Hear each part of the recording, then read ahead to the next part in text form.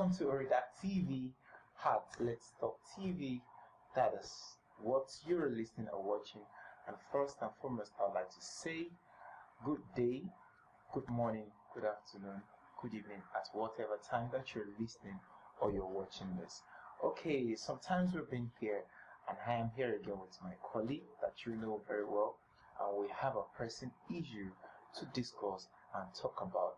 It is what you definitely not want to miss, so I advise you to take your time to listen and to watch this, because we're going to be having a whole lot of things to share together in the studio today, and it's going to be one of the most important things that we have been facing in the country at large. So I'd like to say my name again. I am Oladapo Adejumo, as you have always known right from time. So I've got my colleague here, and you're used to her, and then we're taking off from there. So today, we're back on the show today, isn't it? Yeah, it feels so good. It feels so good. We have the topic we're going to be talking about today is we're going to be talking about vote trading. Yeah. In Nigerian political system. That is the consequences Okay. of vote trading, and as well we're going to be considering how to eradicate vote trading so that we can maybe improve the Nigerian political system to get better. Because as at the current situation that we have now, we can't say it is bad, but fair enough and being sincere enough, maybe people will say what they feel themselves and not really deciding or keeping a total submission on that. Okay, now today we're going to be discussing together. I know it's going to be an argument. It's going to be a hot discussion. It's going to be so. I hope you will not fight with me, because I'm going to be very realistic at some point. I know we are going to be both realistic. Very well.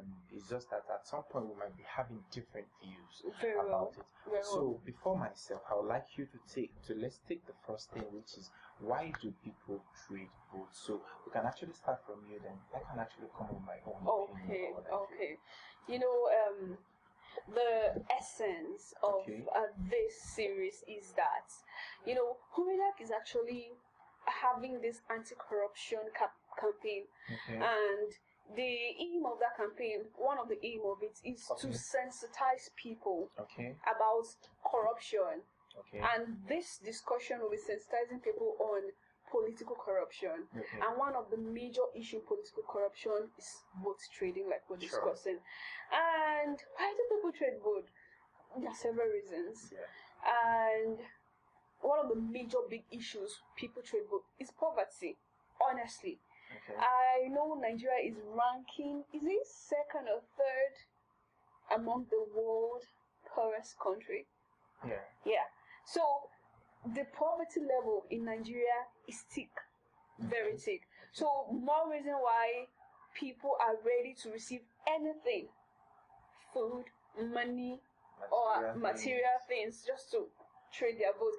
And another major reason aside poverty is loss of trust. They believe their votes do not count. So why not just take the money? It does not count. A lot of people are going for it, so why not? So they will trade it because it doesn't count. Then another reason why people trade vote is the introduction of that biometrics that come with the card. It has reduced the level, that old level of rigging, you know? So that biometrics has reduced the old format of rigging election. So another way to rig election is to buy votes. So those are few major reasons why people trade votes. And another thing pop up in my mind again is the loss of trust in rule of law, in the sense that even the police, the law enforcement agencies, they mostly do not arrest or persecute those engaged in vote buying. If few persons have been arrested, have been persecuted, you know, people would have stopped, or probably it would have deterred them from doing it. So I think the weak rule of law, our rule of law is a little bit weak. They do not really take it. And if you look at section 130 of the Electoral Act 2010 as amended, there's actually a law that prohibits vote buying, but then they don't enforce it. So it still boils back to the fact that our rule of law is weak and people have actually lost trust in it, even though they still go before the court. But the trust they have for the judicial system has reduced. And Section 8, Sub E of the revised 2018 revised Code of Conduct for Political Parties, it also make provisions about things that political parties should not do, and vote buying is part of it. But over time, we've not seen them persecuting people engaging in it. None of their agencies have been persecuted. So it's more like it has become a norm. Nobody's been persecuted. Why not? Why won't I take the money? You're so right. Well, I actually got a lot of things from what you've said. But I might not really be taking it directly to the general public. I might really be taking it directly from those people who are involved in the system. And we have to be very realistic about it, because there are certain things that we've seen from these people that sometimes, I think, if I am not making any mistake, have you ever heard or come across a reality or a fact news that at a point, I'm not ready to actually mention a particular party, because we are not for or against any party. Neither. We are just trying to project the reality, isn't it? And have you ever heard something like that? There was a time that the number of votes, the total number of votes that was calculated was actually more than the voters card that was available. Very well. So you can imagine. So it shows to us that the problem is beyond the people out there. Yes. The truth is that the primary problem actually starts from the people having to sell their conscience to the government. And the truth is that they sell their conscience by little or tokens. You can imagine when these people it is when these people really need the help of the general public. That is when you see them go out. That is when you see them. You see one governor eating akara. On the streets. Picking up hawking things for people while you normally not do on a normal day. Of course, and you tend to see these people. These are the same people that we get to see that when they get into the system or into the government, they are the one that will still maltreat the people. Very well, because it reduces accountability. So it tells us that our people, sincerely, aside from the fact that they are interested in selling their votes, they lack wisdom. Yes, very well. More reason why we are pushing for this anti-corruption campaign, in the sense that we are sensitizing them that do not trade your future for this petty, this peanuts. It's just here. Before the end of the week, you'll finish the 5K. Of course, exactly. And for the next 4 years, you'll pay for it. Even up to 5K. Some of them even do it on credit. In the sense that go and vote, I'll give you, and by the time you come back, you don't see them again. Because they have a lot of people that are involved. Very well. The money coming from the up there, when it gets to another level, they would have down. So, and some would not even release the money at all. Which means that you would get to realize that you even voted for free. Very well. Oh, credit. And eventually you even get the results. So there are a lot of problems in the system. A lot of problems, and it really has to start with Nigerians using.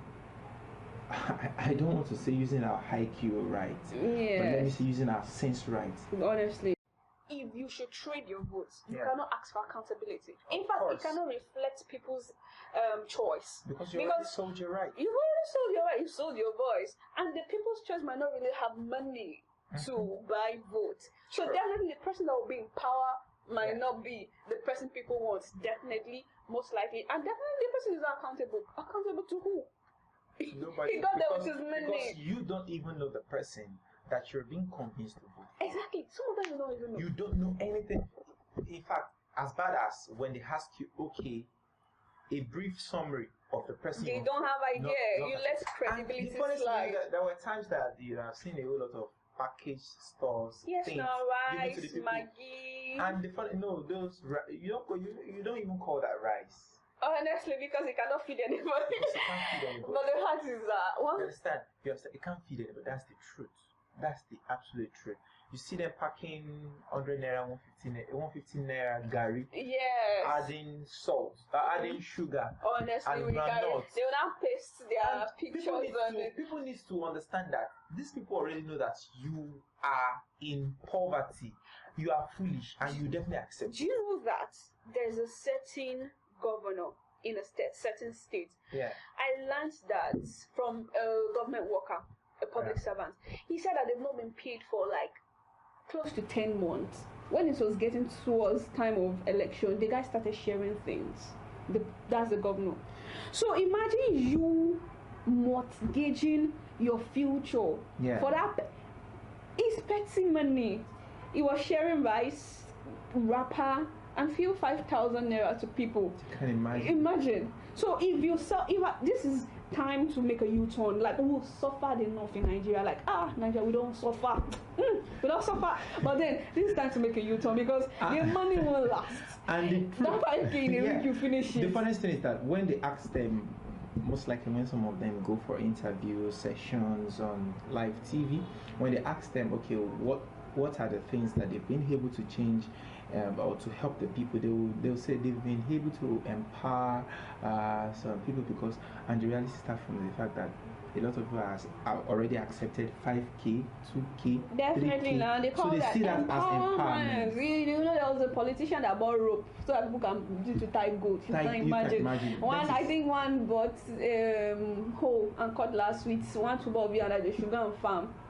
But then they can do more. They can do more better. We are richer than that. The fact is that we are rich. We are very rich, and we are stinkingly poor. Yes. We are rich and we are poor at the same time. So this is the right time to make a U-turn. Do not sell votes. It's like you're mortgaging your future for a few pennies. Honestly, this money doesn't last. Yes, they don't. In a week you finish it. So just take a chance. It's more like your votes do not count. But if it doesn't count, then why do they buy it? They know it counts. So they know it counts. It's right time you know that your votes count. That is why they are buying it. So do not sell votes. And one funny thing in Nigerian political system is that, don't you realize that quite a lot of people who study political science are off the line? Where are they? You see, Nigerian politics is beyond the four walls of university. That's just it. An illiterate person understands Nigerian politics. They play very well, and they get into the system. Yes, because the game is actually for the corrupt. Yes, no, that's the truth. Honestly, the game is for the corrupt. Honestly, even if you're not corrupt, if you should enter the system. Okay, this is what I hold about it. The fact is that the system is corrupt. Even if you're not corrupt, once you get in there, the system will corrupt you. But at the same time, we can make a change. Very well. That's why we're pushing this anti-corruption campaign. You understand? I don't aspire to be a politician. Yeah. But I always say this thing that, okay, fine, if you're not corrupt and you actually got into the system, you see quite a lot of corruptions going on, and you feel that you cannot work it out. You cannot do it alone. It is as simple as for you. I think it starts this place. It is as simple as you stepping out and making it clear to the public that the reason why you need to leave this government for them is because you don't want to engage yourself into the corrupt practice. Back to transparency. Yes. Very well.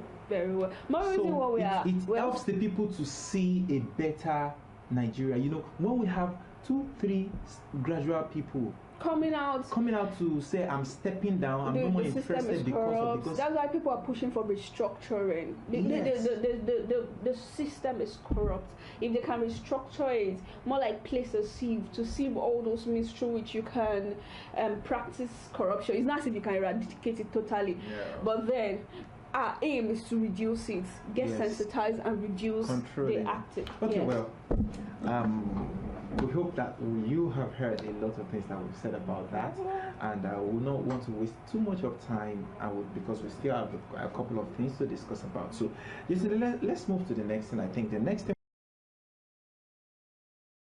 is vote trading. Okay. Now the people need to know that there is something for them to suffer for. Yeah, they got a lot when to they lose. engage or when they do that. The cost is vast.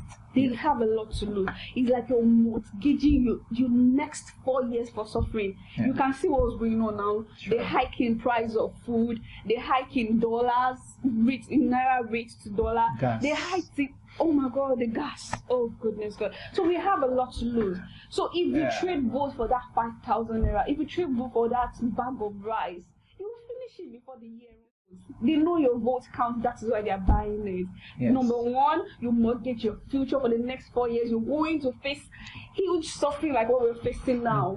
Another thing is that you cannot ask for accountability. Did you get them in there? No, their money get them there. You cannot ask them to be accountable. You cannot. It destroys democracy. The essence of democracy is people getting choice in power. Yeah, sure. But the moment there's vote trading, democracy is aborted. Yes. And if this is not tackled, our democracy will be tarnished completely. Like we'll be lost. We'll be so lost that we'll be untraceable. Like the routes to turn back will be untraceable. So democracy will be tarnished. Yeah. And people's choice cannot be reflected because, and you abort the chances of getting credible people into power. Yeah. You understand? Yeah, sure. When credible people are not in power, definitely you will have good governance, and without good governance, you can get good amenities. So the cost implication is vast.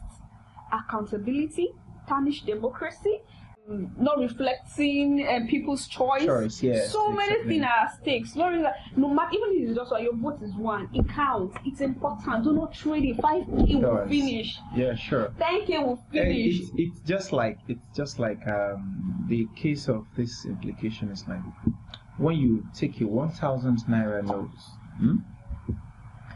and you put it on someone's mouth to close their mouth. Now it's the person's choice to take it off very well and returning it back to you. Yes. Which means that person can always ask you like, why did you give me 1,000 naira note? Very well. And at that point you need to start explaining. Of course. Okay, I am dashing you 1,000 naira note. For what purpose? Honestly, there must be a reason why you are offering something. Very well. So we need to understand that, okay, why then are we being offered this money? Honestly. On what ground? For what purpose? What have we done for them? Honestly. What do you need us to do for you? In fact, I see it as an insult. Because so many people have not been paid. So now after owing me for 11 months, you now come back and give me 5. That's height of insult. The right time you make a U-turn, they'll come back. 2023 is just by the corner. They're packaging it this time around. It might come with a few dollars. They might not even give you naira, but then it will finish. That's just it will finish. Sure. So do not trade vote. Do not. It's one, but it's important. Yeah, very, very important. I think when if we're going to start to talk about change, it begins with us. Very well. It begins with you and I. The moment we start to say no to the things that are irrelevant, the things that bury our future, the things that bury the future of Nigeria, the things that bury the greatness of our country. Have you even registered? You have to register in the first. You have to register for election to vote before you can even trade vote. So register. If you've not, go to any center close to you and start registering for election. Yes. Do not wait till when the place is jam-packed. You start with that, and when it's time, do not trade. Vote for credibility. And from this time, start trying to read about the person that is coming up. Very well. Try to know a lot about that person. Of course, whatever it is, then you know that if you make the right decision, voting the wrong person still. You understand? More reason why. Okay. Again, in our campaign, in this anti-corruption campaign that Kuridak is pushing in collaboration with CISLAC. You know, we are working with the political elites. Yeah, sure. To include anti-corruption footprints in their manifestos, in their policies, in their strategies. So when they come back to the grassroots, ask them, what's your plan? Yeah, you mean business now. Then the next 4 years, we're not ready to suffer this kind of suffering again. So ask them, demand for it. It's a different ballgame if your plan is to give us school, to reduce dollar rates. We know, but what's your plan for anti-corruption? Because that's the only thing that can sieve good governance to us. Yes. And from good governance, we get good amenities. Okay. Okay, if you're watching us, or listening to us anywhere that you are with Uridak TV, and we are on Let's Talk TV, and we are talking about the reason why people trade votes, the cost implications of vote trading, and the last thing we're going to be talking about is how to control vote trading. How do we control it? First and foremost, before you can actually sell your votes, you must have a voter's card. Yes, you understand that. Do you have a voter's card? Do you have a voter's card? Have you registered? Have you registered? The time is now. Yes, because it's very close. You know that when the time is getting very, very close by, it becomes more difficult, and you might not, even if you have a good will or a good choice, or someone you've actually decided you want to vote for, you might not be able to if you have not been able to process your voter's card. So please do that right now. I'm sorry to cut you short. I had an encounter with Lagos State INEC office. I like what their staff are pushing. If you go to that office to make an inquiry, they will always ask you, have you registered for election to vote? And if you have not, they'll register it there and then, so long you have what it takes. And aside that, if you've registered in another state and you wish to, you've relocated to Lagos State, yes, they will transfer you. I went there for different inquiry and they asked me, do you have a voter's card? I'm like, yes. Okay, can we say, okay, do you wish to vote in Lagos State? They're so friendly, accommodating to make the whole process easy. So you can go to any polling unit or any of those INEC office around you and register for your election. How to eradicate vote trading? The first thing is that the people need to stop seeing themselves as people always in need. Yes, very well. Because in as much you start thinking that you're always in need, then the poverty mindset settles. And once it settles, it shows that you're ready to settle for anything that comes your way. Yes. And in that case, the world is turning to something else for us. And aside the poverty mindset, in reality, we should not turn away reality from it. Yeah. People are poor. A lot of people are poor. People are suffering. People are suffering. You can't have 100 naira and think you have money. So imagine if you're stranded with 100 naira. There's an extent to which you can go. Meaning, even your travel, you have to trek some distance. Yes, sure. Yes, and it means we cannot even feed from it. I went to the market, I went with 5,000 naira. What I came back with was so small. So we know that the situation is bad. It's terrible, it's affecting everybody. We're already suffering it. But the first thing you need to do, have the mindset that you're not selling your vote. It's an insult. After you finish punishing me for the last 4 years and you have an effort to come and give me 5K, it's an insult. So make sure that you have the mindset that you're not selling your vote. Yes, you are suffering, it's painful. But do not trade your future for this 2 seconds, or let me just call it 1 day of pleasure. Because that money does not last. That money cannot even refill gas for you. Yeah, sure. So the first is to have the right mindset that your 1 vote counts. And it's not worth the 5K. That even is worth 5K. Yes. But it's not worth that money. It's not worth it at all. In fact, some persons actually hit big during the election. They bought cars, some built house. Some have lost it to insurgencies. Some have lost those cars to bad roads. So is it really worth it? We deserve better. Honestly. Then another thing that